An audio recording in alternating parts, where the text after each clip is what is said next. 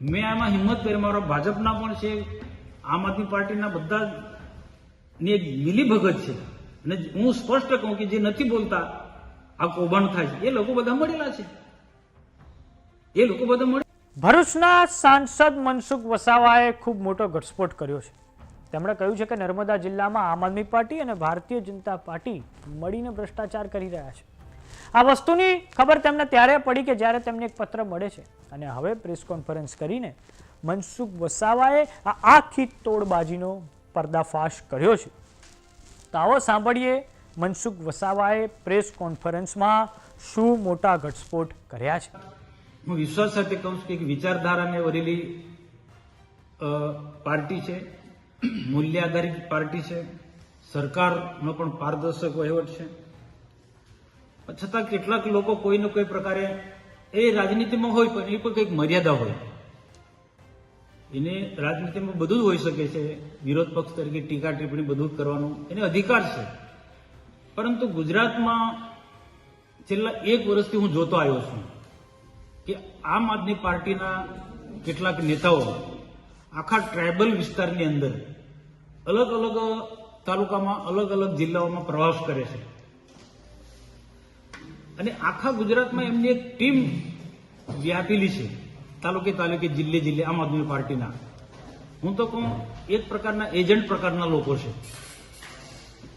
આ લોકો આમ આદમી પાર્ટીના નેતાઓને કયા તાલુકામાં, કયા જિલ્લામાં વિકાસના કામોમાં કંઈક ને કંઈક નાની મોટી ગરબડ થઈ હોય, લાખો રૂપિયાના કામો થવાના હોય તો હું સ્પષ્ટ માનું છું કે થોડી દોડ કંઈક ને કંઈક થતી હોય છે.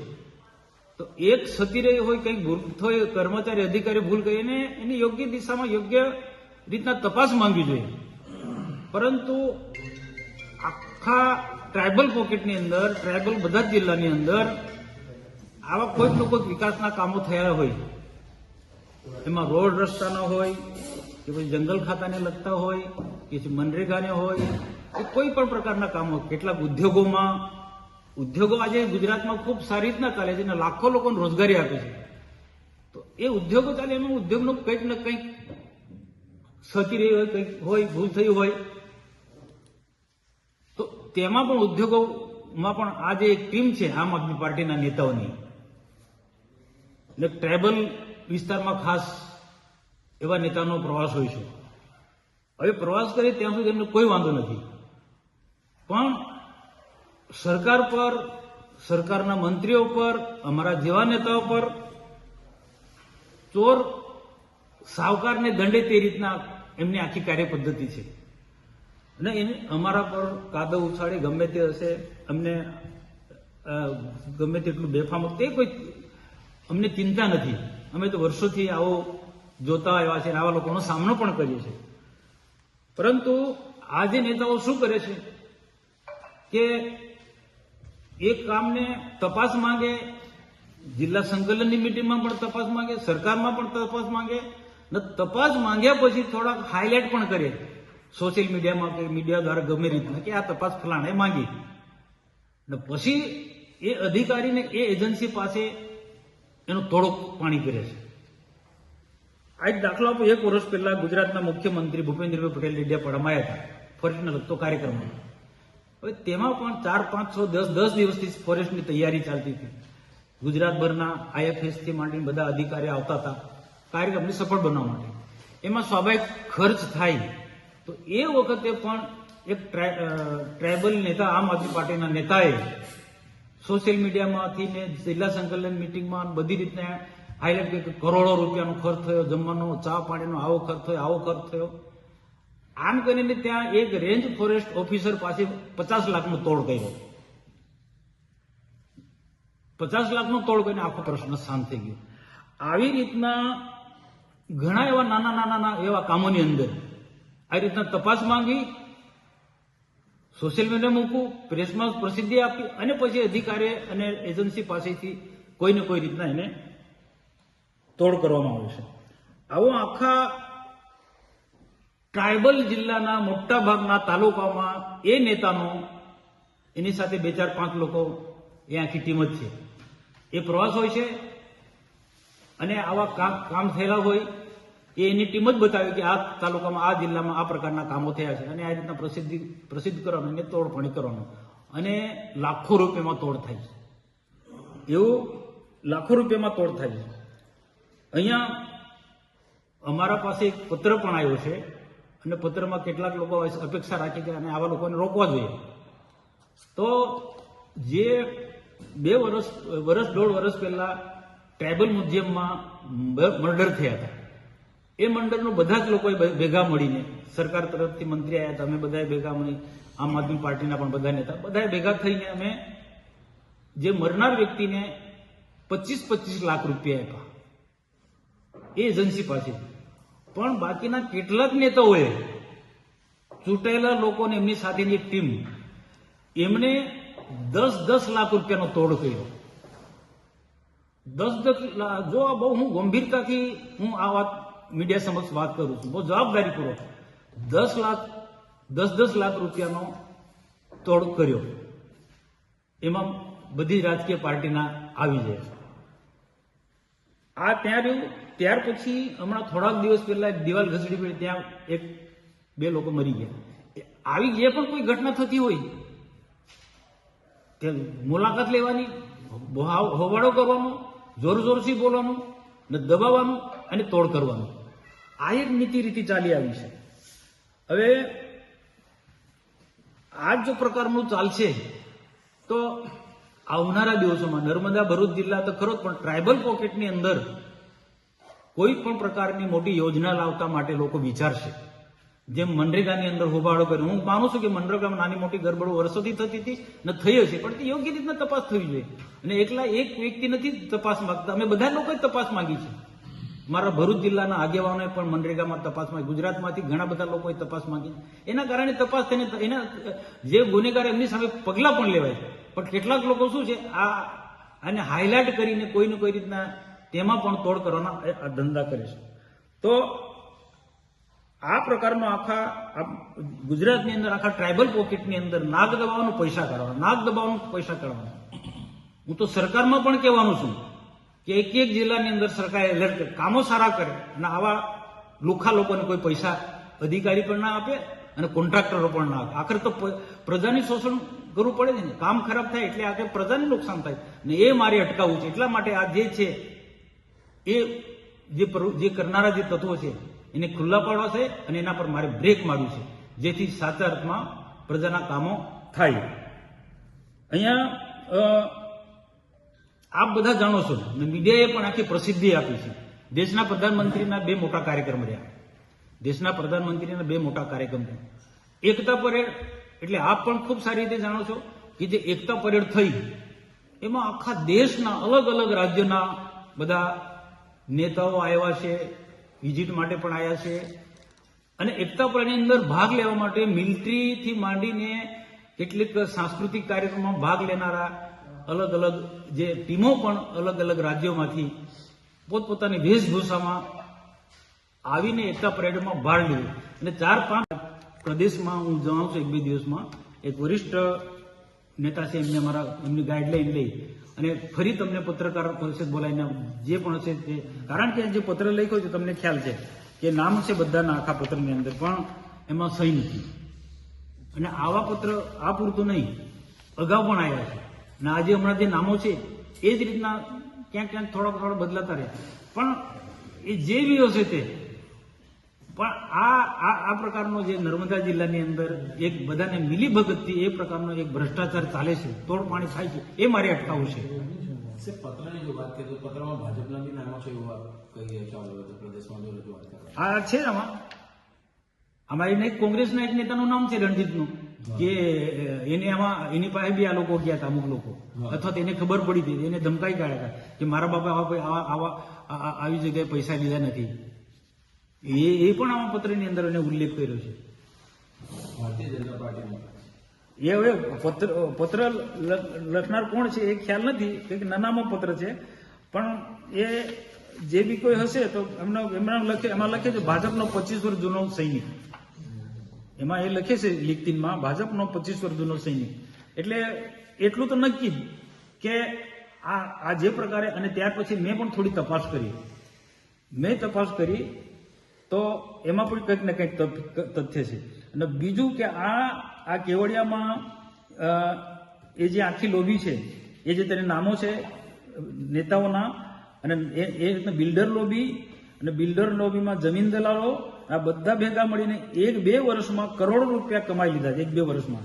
અને ગરડેશ્વરની ગભાણાની બાજુમાં કોઈ પ્રાઇવેટ હોટલમાં જવા માટે કોઈ રસ્તો બનાવવાનો હતો અને કોઈ પુલ બનાવવાનો હતો, સરકારી જગ્યા હતી હતી, એમાં 1 વર્ષ પહેલા તમને ખબર હતી, એ જ એક નેતાએ આને મીડિયામાં બધીને પ્રસિદ્ધિ કે તપાસ માંગી તેને આમ થવું જોઈએ, તેમાં પછી તોડ કરી લીધું. એમાં એ એક આખી ટીમ જ છે, એમાં એક નથી, એમાં બધા લોકો આમાં 1.5 કરોડનો તોડ કર્યો છે. આમાં 1.5 કરોડનો જે તોડ થયો છે એમાં એક નથી. તો એની પણ અમે તપાસ માંગી. મેં કાલે ઉપર છેલ્લી મેં વિઝિટ લીધી, તો અમે ચોક્કસ આવનારા દિવસોમાં કલેક્ટરને મળીને કહું છું કે આ વિસ્તારની અંદર કેવડિયા કે ગરડેશ કે ગભાણા વિસ્તારની અંદર આ સરકારી જમીનમાં કોણે દબાણ કર્યું છે. એટલે દબાણ કર્યું છે એ જ લોકો હશે પૈસા આપનારા લોકો. કારણ કે આ તપાસ માંગીને પછી તોડ પાણી કરી લેવું, પણ પેપર તો ઊભું જ હશે ને. હવે અને બીજા એક નેતા છે, એને જમીન રાખી એના પત્નીના નામે, આમ આદમી પાર્ટીના. એમાં જો નામ છે, હું બોલતો નથી, તમે જો.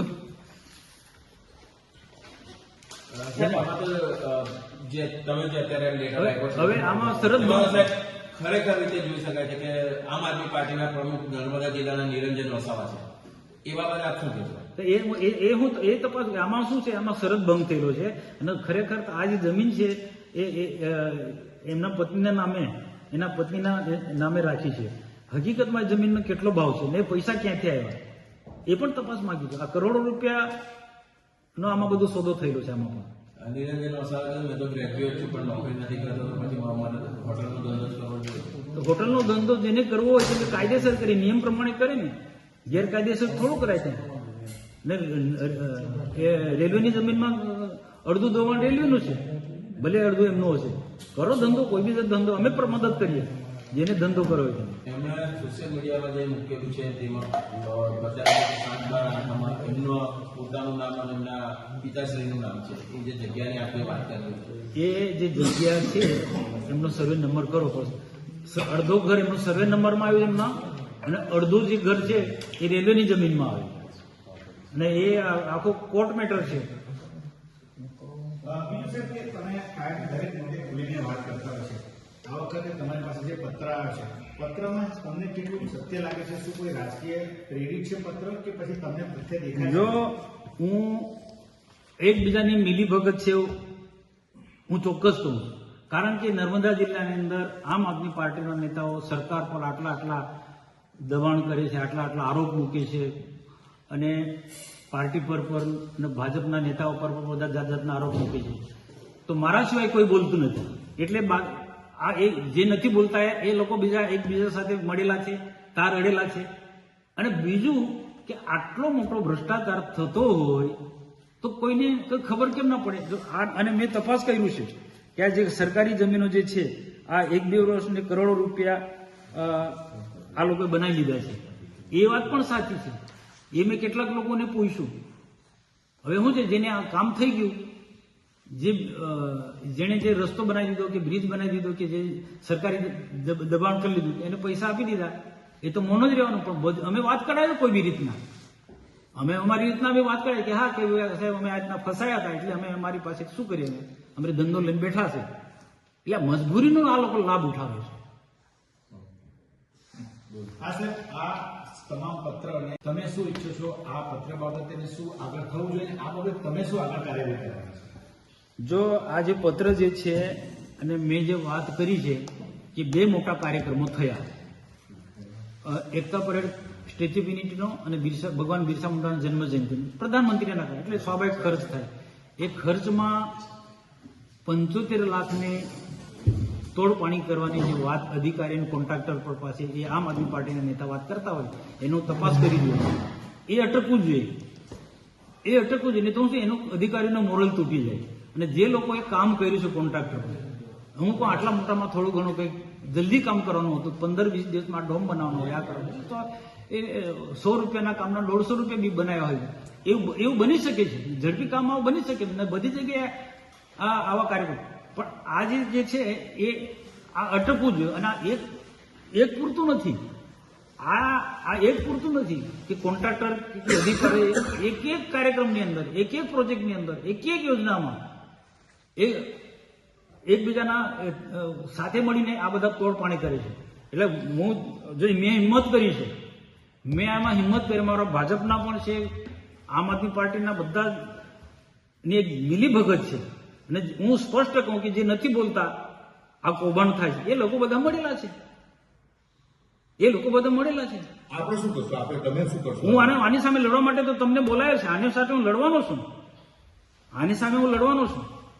અને આ એટલા માટે તો આખા અને આ જે વાત છે આખા ગુજરાત, તમારા માધ્યમથી આખા ગુજરાતમાં જોવાનું, એટલે કમસે કમ લોકોમાં એક પ્રકારની જાગૃતિ તો આવશે ને. આ બધું ચાલે છે, અટકશે તો ખરું ને. મારો આ જ ઉદ્દેશ્ય છે. ભૂપેન્દ્ર પટેલ મુખ્યમંત્રીને સંગઠન લઈને વાત પહોંચાડશો તમે?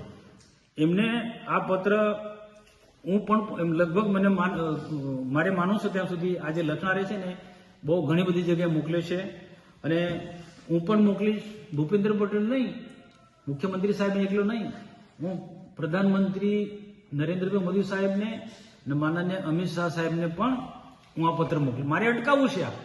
અને એકબીજાના સેટિંગ થયેલા અને સેટિંગથી પૈસા કમાવાની જે વૃત્તિ ધંધો જે ચાલે છે નર્મદા જિલ્લામાં, એ મારે અટકાવવું છે.